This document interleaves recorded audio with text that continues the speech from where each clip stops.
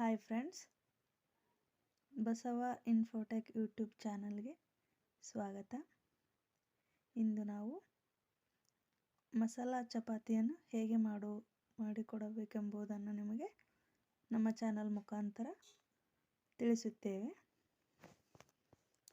ಮಸಾಲಾ ಚಪಾತಿ ಮಾಡಲು ಬೇಕಾಗುವ ಸಾಮಗ್ರಿಗಳು: ಅರ್ಧ ಗ್ಲಾಸ್ ಗೋಧಿ ಹಿಟ್ಟು, 4 ಬೇಯಿಸಿದ ಆಲೂಗಡ್ಡೆ, ಸಣ್ಣನೆ ಹುರಿದ ಈರುಳ್ಳಿ, ಕರಿಬೇವು ಸೊಪ್ಪು, ಮೆಣಸಿನಕಾಯಿ ಚಟ್ನಿ, ರುಚಿಗೆ ತಕ್ಕಷ್ಟು ಉಪ್ಪು, ಒಣ ಖಾರ, ಮಸಾಲೆ, ಅರಿಶಿಣ. ಗೋಧಿ ಹಿಟ್ಟಿನಲ್ಲಿ ಬೇಯಿಸಿದ ಆಲೂಗಡ್ಡೆಯನ್ನು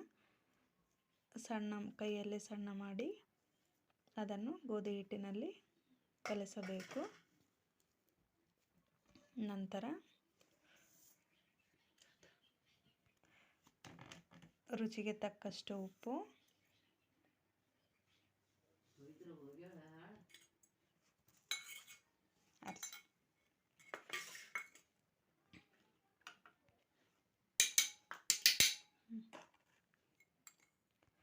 ಅರ್ಧ ಚಮಚ ಮೆಣಸಿನ ಖಾರದ ಪುಡಿ,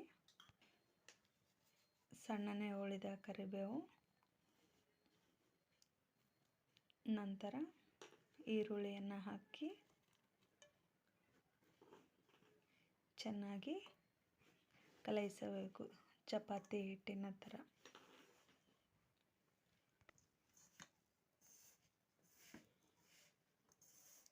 ಈರುಳ್ಳಿ ಆಲೂಗಡ್ಡೆಯಲ್ಲಿ ನೀರಿನ ಅಂಶ ಇರುವುದರಿಂದ ಚೆನ್ನಾಗಿ ಕಲಸಿದ ನಂತರ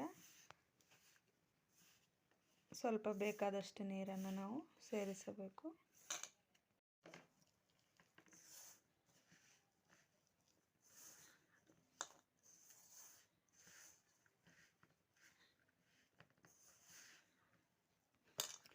ನೋಡಿ, ಈಗ ಹಿಟ್ಟು ಚೆನ್ನಾಗಿ ಚಪಾತಿ ಥರ ಆಗಿದೆ.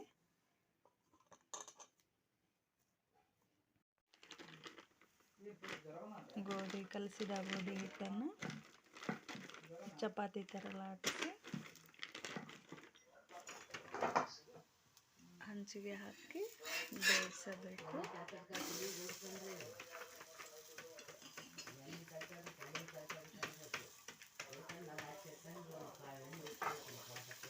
ಈಗ ನೋಡಿ, ತಯಾರಾಗಿದೆ ಮಸಾಲಾ ಚಪಾತಿ.